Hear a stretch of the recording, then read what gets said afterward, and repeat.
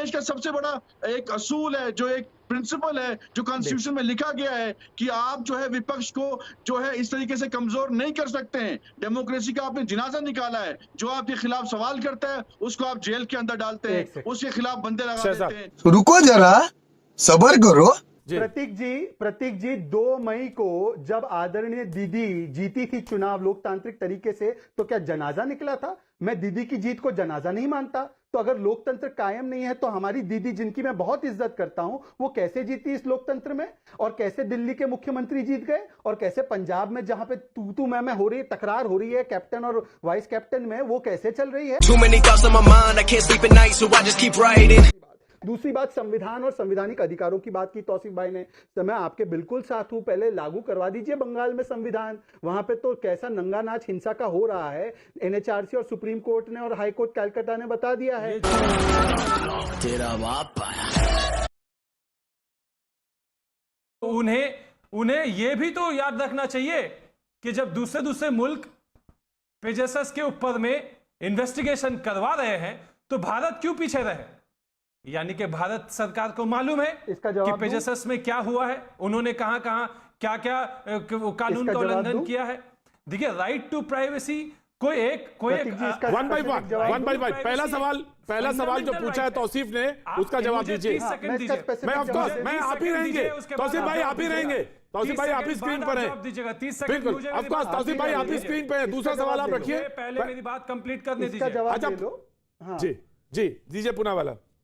पहले मुझे मेरी बात कंप्लीट करने दीजिए, उसके बाद आप। हाँ ठीक है तौसीफ भाई, आप दूसरा सवाल पूछ लीजिए। चलिए, प्राइवेसी, हाँ करिए, राइट ऑफ प्राइवेसी बोलिए। यहाँ पे हम लोग, ये जो इतना हंगामा है, ये हंगामा किस विषय को लेकर के हो रहा है? हंगामा ये है कि विपक्ष के नेताओं का, सीनियर जर्नलिस्ट का, जो सोशल वर्कर है उनका, एनजीओ चलाने वालों का, इनका राइट टू प्राइवेसी है, जो संविधान गारंटी करता है, फंडामेंटल राइट है।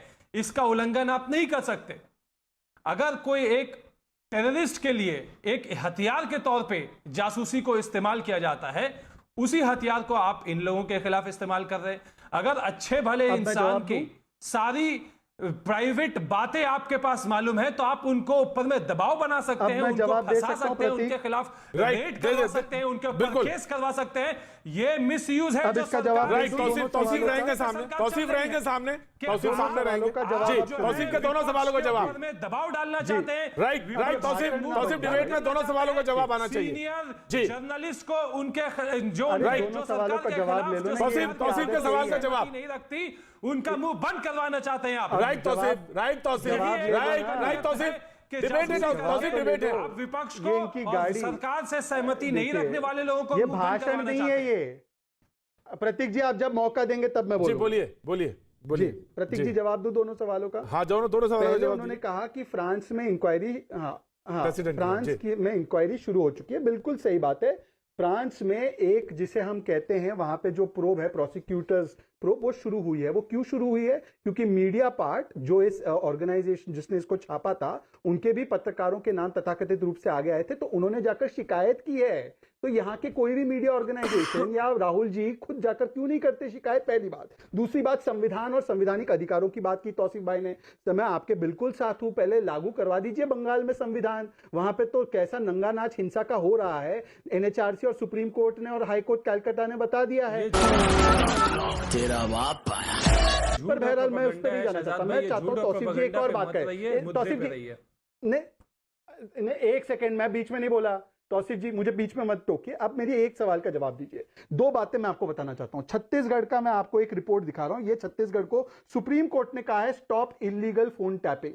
क्या आप जो स्टैंड मोदी जी के खिलाफ ले रहे हैं, आपका अधिकार है पॉलिटिकली, क्या आप पहले एक कांग्रेस के बारे में एक बार भी ये कहेंगे कि आप तो ये करवा रहे थे, सुप्रीम कोर्ट ने कंफर्म किया है? इस पर आप क्यों नहीं बोलते? प्राइवेसी का हनन होना आपके लिए छत्तीसगढ़ में भी सही है और भारत में भी नहीं होना चाहिए। तो आप इस पर भी स्टैंड लीजिए। और दूसरी बात, राहुल गांधी का बयान आज सुना होगा प्रतीक जी, वैसे सुनना नहीं चाहिए, हंसी मजाक के लिए आप सुन सकते हैं, पर सुना होगा तो उन्होंने कहा है। जी मैं सुना देता हूं, मैं सुना देता हूं, एक मिनट मैं सुना देता हूं।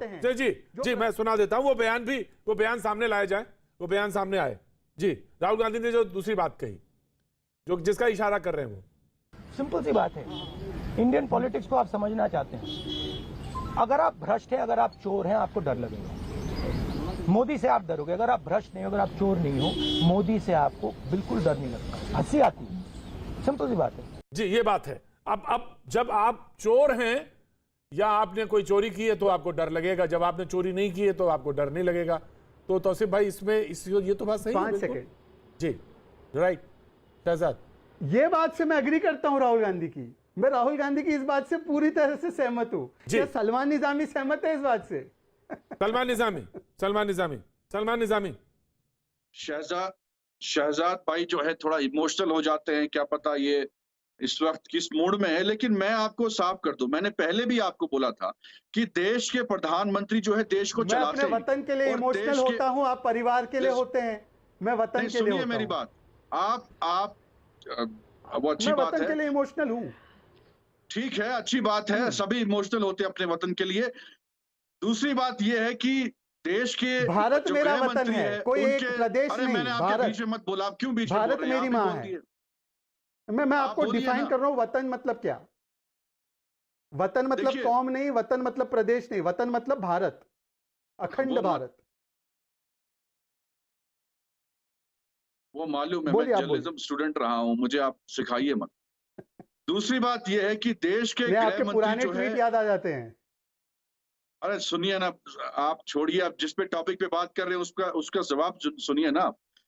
देश के गृह मंत्री की जिम्मेदारी, सुनिए शहजाद, सुनिए उनको टोकिए नहीं, शहजाद टोकिए नहीं। आपको हासिल मिलेगा वो रो ट्वीट फर्जी ट्वीट चला के, आप करिए आप ही डिबेट फिर बैठ के, जब आपने बोलना है। नहीं बोलिए नहीं शहजाद टोकिए नहीं, शहजाद उनका फ्लो रुकता है जी। देखिए, देश के प्रधानमंत्री, देश के गृह मंत्री, उनकी जिम्मेदारी बनती है, अगर देश में कोई ऐसी घटना होती है, ऐसी बात होती है तो उनको रेस्पॉन्सिबिलिटी लेनी चाहिए। वही राहुल गांधी जी, ये कोई छोटी बात नहीं है। देश के विपक्षी नेता के जो फोन है वो टैपिंग हो रही है उनकी, और देश के जहां जहां आप देखिए, ये सिर्फ राहुल गांधी जी नहीं है, प्रियंका गांधी जी के जो व्हाट्सएप जो थे, चैट्स जो है वो लीक हुए। किस तरीके से देश के विपक्षी नेताओं को दबाव डाला जा रहा है, ये तो एक केस हुआ। दूसरा केस जो है, जो भी इनके खिलाफ सवाल करता है, मुझ पे भी एक एफआईआर हुआ है। मैंने वीडियो डाला ही नहीं कहीं सोशल मीडिया पे, लेकिन फिर भी मुझ पे एफआईआर हुआ। क्यों? क्योंकि अब मैं आवाज उठाता हूं, मैं बोलता हूं, मेरी आवाज को दबाने की कोशिश की जाती है। तो ये जमहूरियत नहीं है, ये डेमोक्रेसी नहीं है जो हमारा देश है। शहजाद भाई बोल रहे हैं, देश का सबसे बड़ा एक असूल है, जो एक प्रिंसिपल है, जो कॉन्स्टिट्यूशन में लिखा गया है कि आप जो है विपक्ष को जो है इस तरीके से कमजोर नहीं कर सकते हैं। डेमोक्रेसी का आपने जिनाजा निकाला है, जो आपके खिलाफ सवाल करता है उसको आप जेल के अंदर डालते हैं, उसके खिलाफ बंदे लगा देते हैं, पीढ़ी लगाते हैं। शहजाद बहुत जल्दी, very quick Shahzad, very quick जी। मैं आ रहा हूं, सारंगी जी आ रहा हूं, वेरी क्विक। प्रतीक जी 2 मई को जब आदरणीय दीदी जीती थी चुनाव लोकतांत्रिक तरीके से, तो क्या जनाजा निकला था? मैं दीदी की जीत को जनाजा नहीं मानता। तो अगर लोकतंत्र कायम नहीं है तो हमारी दीदी, जिनकी मैं बहुत इज्जत करता हूं, वो कैसे जीती इस लोकतंत्र में? और कैसे दिल्ली के मुख्यमंत्री जीत गए? और कैसे पंजाब में जहां पे तू मैं हो रही है, तकरार हो रही है कैप्टन और वाइस कैप्टन में, वो कैसे चल रही है?